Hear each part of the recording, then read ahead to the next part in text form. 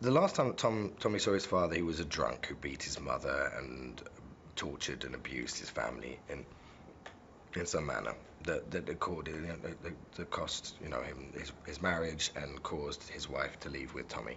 Um, since then, there's been no contact between Tommy and his father. So when Tommy returns to Pittsburgh, he comes to have a drink with the old man. But he doesn't drink anymore.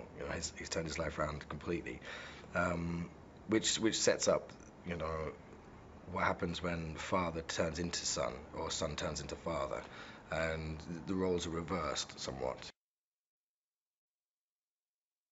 Joel Edgerton plays the role of Brendan, and he what I think is so lovely about Joel is he has a tremendous sense of humility and kindness. There's a genuine kindness in Joel, um, and a sort of he's very he has a very reliable energy of kindness and warmth, genuine warmth and care. I think that's really important for Brendan to have. Paddy is played by Nick Nolte, and I think you know what you're in for when when Nick turns up, on screen. He has such a powerful presence, and is I mean, I admire a lot of things about Nick Nolte. Um, I find him fascinating as a guy, and but I think what's really important is that you can project upon Paddy, like Nick Nolte, playing Paddy, a very deep history of, like a knowledge of dysfunction and rage and an emotional range which is not in any way superficial. He's like a deep like river.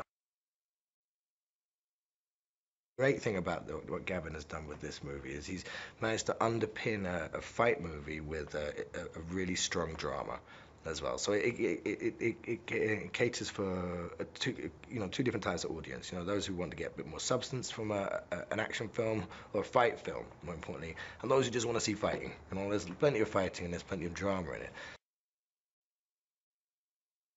I had the weight to put on and a skill set I know nothing about, so I had to learn to kick and learn to punch, and like there was boxing training, and then there was Thai boxing training, and then there was I didn't have to do that much jujitsu because luckily my character's ground and pound and sort of a willful fighter and dominating. So his fight's pretty short, relatively short. Unlike poor Joel, who had to go through a lot more um, jujitsu class than me.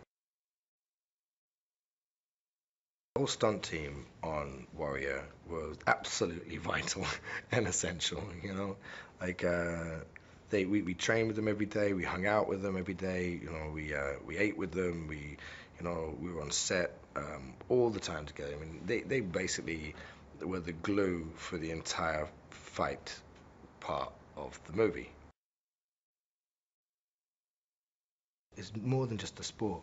For a lot of people that I met who are involved in the sport, it's a way of life. It's not just about getting in the cage and smashing someone's face in and blood and haircuts and tattoos and stuff. You look at people that fighters like Machita and Anderson Silva, these martial artists. There's a real vein of humility and honor and respect that underpins what the bad side of cage fighting, the idea of cage fighting, the projection of cage fighting, and the glorification of violence, the underpinningness of people the underpin of those that have found kinship and craftsmanship within sport and athletic and creative ability, a passion.